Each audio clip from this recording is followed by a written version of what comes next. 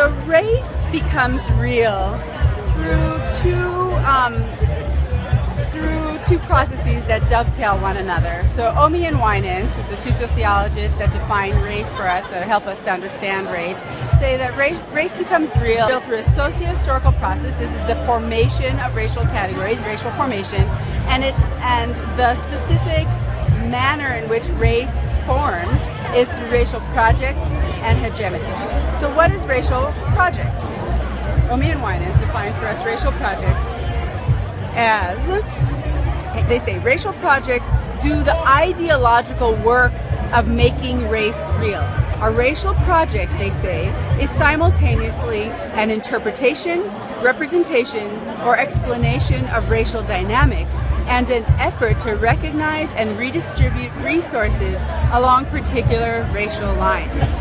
Another way to think of racial projects, kind of easy soundbite for me, are any moment where race becomes real to us. So any moment where we're presented with racial categories and invited to think of ourselves or the people around us in terms of these preset categories is a racial project.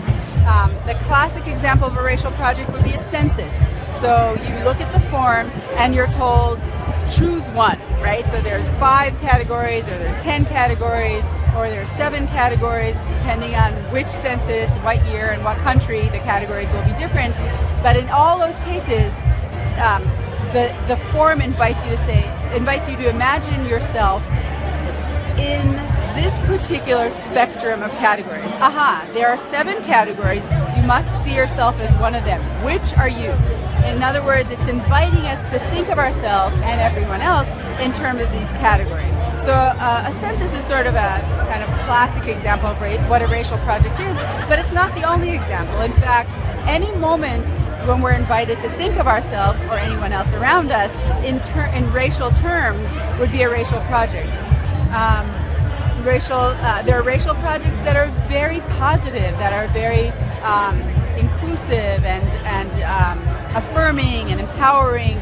You know what, you should come and have lunch with us because, we know that you might feel outcast because you're a black student in a predominantly white campus, and so we want to make sure that you're feeling comfortable, that you have people that are like you. Why don't you come and have lunch with us? Right? This is a racial project. It's an affirming racial project. It's an empowering racial project. It's a project that can give some real comfort and relief to students that otherwise might feel ostracized. And so this is an example of a racial project that might have some kind of social benefit to it. There are other racial projects that are incredibly racist. Racist racial projects, as Omi and Winant would tell us. These are projects that say, well, you're black, and that makes me feel scared because I think black people are dangerous.